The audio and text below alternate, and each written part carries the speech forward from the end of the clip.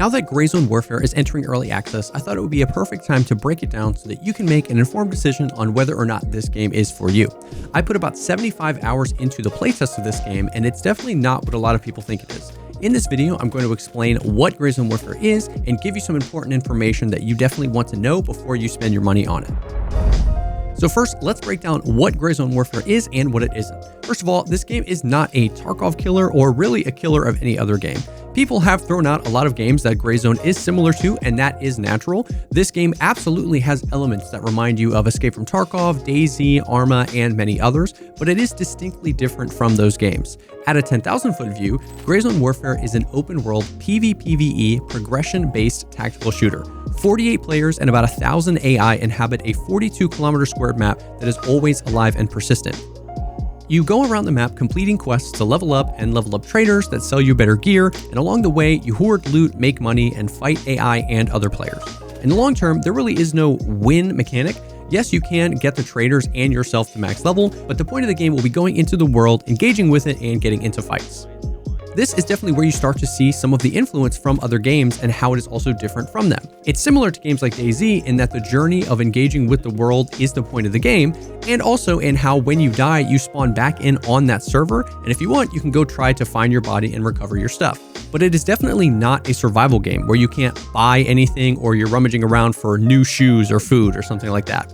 At any point in Gray Zone, you can go back to base and put on a gear set from your stash or buy a new one from the traders and head back out into the world. Its progression system is very similar to Escape from Tarkov's. Traders, quests, and leveling are the catalysts to get you out into the world, but it also feels distinct from Tarkov because you never really start or stop a raid. You are always in the world at all times. It uses these and other mechanics like AI factions and bosses, an interactive viewable map, and deep weapon customization to combine what makes many other games great into one experience. Now, that is not to say that if you like some of these other games, you automatically like Gray Zone Warfare. Many Tarkov players have called this a running simulator, DayZ and Arma players laugh, and many DayZ players don't like the fact that gear is so easy to buy and it feels like they haven't earned it. But I do think that this does create an experience that feels fresh and new, and one that I kept wanting to hop back into. One of the most distinct aspects of the game is traversal. In Gray Zone Warfare, as you travel through the map, you discover new landing zones for your helicopter, and at any point you can call a helicopter from your base to pick you up and take you to a certain part of the map, and then when you're done and ready to head back to base to turn in a quest or just dump some gear, you can call in an extraction and a helicopter will come pick you up and take you back to base. It completely changes how you think about the map and allows you to get to any region of the map pretty quickly. This system comes with huge benefits, but also comes with some complications that we're going to talk about in a bit.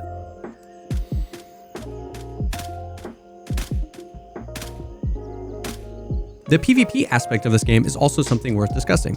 First of all, there will be servers, I believe it's called joint operations, that are PvE only, and you won't have to worry about the threat of PvP. And they don't cost any extra.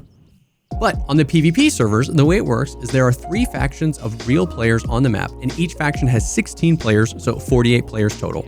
The game incentivizes you to work together with all members of your faction and incentivizes you to PvP with the members of the other 2 factions. On your map, you can see all the members of your faction and where they are in real time, and your squad as well. And this has created some amazing emergent moments in the game. Like for instance, there was one time that I was coming up onto a base, I saw some of our friendlies there, I didn't want to get team killed, so I messaged them in-game and said, hey, we're coming from the south. We ended up linking up and hanging out for 45 minutes. There's also cool things like rallying the troops. Many times when you die in PvP, you spawn back at base, other players are there from your faction, and you can let them know, hey, there's a big PvP fight happening at this location, and you can bring them with you kind of as reinforcements. So that is pretty much what Gray Zone Warfare is. You have the freedom to do whatever you want. If you want non-stop PvP, you can spend all day running towards the other faction bases and fighting other players. If you want to level up and progress, you can avoid players and try to quest all day long. The devs have been pretty open about how PvE will be the main threat, but there is plenty of PvP to be had if you want it. It's your world and you can do whatever you want to do. There is all sorts of cool stuff planned, like faction base raiding, territory that factions can fight over and claim to acquire unique benefits for that faction. But instead of talking about all the things that are coming, I also think it's important to understand what you get right now. It is super important to note that this game is launching into early access. I believe the devs have stated that this is only about 20% of the total game that's completed right now. They are really aiming for stability and to refine the core gameplay loop before they start adding more content and more features. But the flip side of that is that it does mean that it is currently pretty limited in terms of how many guns are in the game, how many AI factions, POIs, how much loot is in the game, and there's nothing really to do in Ground Zero yet. That is not to say that there is nothing to do. There were about 150 quests in the playtest that I played, and in the 75 hours that I played, I only did about 80 of them. We also know that there will be ways to upgrade your secure container and your stash, which I'm sure will take time to do as well, so there is a pretty decent amount of progression in the game even right now.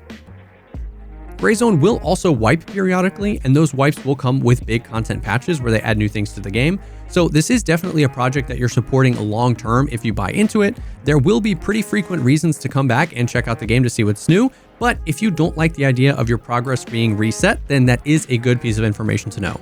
In the future, there will be more quests, more POIs that are interactable, a day-night cycle, dynamic quests, a karma system, and a whole lot of stuff regarding Ground Zero, which is the irradiated zone in the center of the map that we pretty much know nothing about yet.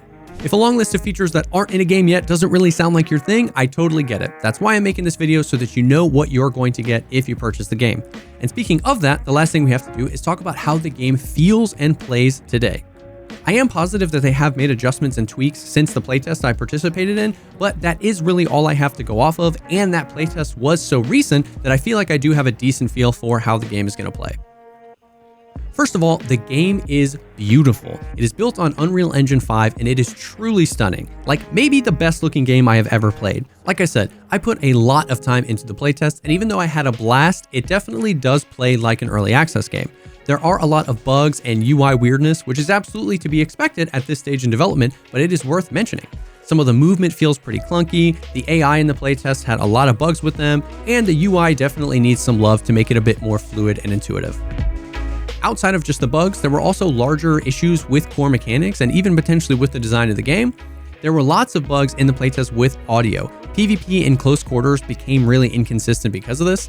Especially in a game that pushes team play so much, it was pretty much impossible to hear any footsteps if you were talking to your friendlies. The game would also just kind of completely lose all ambient audio pretty recently, and there were a few other weird issues with the audio. PvP in general could feel really amazing or pretty lame depending on the situation. Because looting in the game is currently pretty clunky, it kind of promoted teams just holding down the bodies of their dead teammates while they fly back in with no gear on to loot their own body. Additionally, there is virtually no visual distinction between the factions, so it can be incredibly hard to tell if someone is a friend or a foe. Also, that helicopter system absolutely needs some work. I love the idea and the core mechanic, but those LZs are going to be really easy places to just camp and kill people as they get off the chopper. Also, because the LZs are so close to some of the POIs, it's just ringing the dinner bell for anybody that happens to be there when you fly in. Additionally, because the LZs are all shared between everybody on the server, there can be some really awkward encounters. There were many times where me and my team were at an LZ waiting for our chopper to come pick us up, and while we were waiting, an enemy chopper comes in and lands right in front of us. We kill them as soon as they hop off the chopper, and to them, it looks like we are just sitting there LZ camping, but in reality, we are just trying to get back to our base. The whole helicopter system in general is definitely a blessing and a curse. In a game like DayZ, if you're several kilometers from the coast and you die, most of the time you're probably not spawning back in to just run right back to your dead body. You kind of know that that story is over and you start again. But in Gray Zone Warfare, it's just a 2 to 5 minute chopper ride and then you're right back into the fight. This sometimes created kind of just a meat grinder of people with no gear flying back in, trying to get to their bodies, and eventually everybody just gives up and nobody ends up walking away with anything. Now, it's definitely not all bad. This helicopter system can actually create some amazing situations as well, where you get into really extended firefights that feel like proper battles. There were times where we were in fights for hours, flying in and out of the battlefield to either go dump gear or get reinforcements, and it was awesome. My 2 cents personally is that there should be many more landing zones throughout the world, and they should also be farther away from the POIs. More options means that they're harder to camp, and a farther run means the winner of a fight has a little bit more time to loot and leave if they want to. They are definitely hyper aware of all the issues and are already talking about changes that they are making to the heli system to make it better. And they're also just aware of all of the feedback that came out of that playtest and have been really open about how much they learned and what they're working on. I wanted to go through some of these issues, not to say that it's a bad game or dumpster on the devs. It's actually super understandable that a game at this stage would have some of these issues, but what I want to do is be as honest as possible and create a realistic expectation of the experience you'll probably get right now if you buy the game. Personally, I am very excited for this game, and even though it has its issues, I was still excited to hop on every day during the playtest and was left wanting more. And for me, that is something so few games have been able to do recently. We've also seen a lot of games enter into early access and just stay in development hell for forever. So there is always that risk, but ultimately, I am super excited to see how this game develops. They did recently also announce the cost of the game is going to start at $35, which I think is a pretty reasonable price for the experience that you get right now. There are editions that scale up to $100 and you get additional stash space and extra starting gear and stuff like that. I don't really like that games continue to do that, but it is what it is, and those are the prices that have been announced. I hope this video did a good job breaking down what Gray Zone Warfare is so that you can make an informed decision on if you want to buy into it or not, but definitely let me know what you think down below. Is this something you're excited for? Do you want to let it cook in the oven a little bit more, or is this something that you're just not very interested in? If you like this video, think about dropping a like, commenting down below, or subscribing to the channel for more content like this. If you plan on playing Gray Zone, our Discord is going to be an awesome place to be to find people to play with. That link is down below, and I will definitely be streaming a lot of Gray Zone Warfare. Down below are the links to my YouTube and my Twitch stream. Thank you so much for stopping by, and I will definitely see y'all on the next one.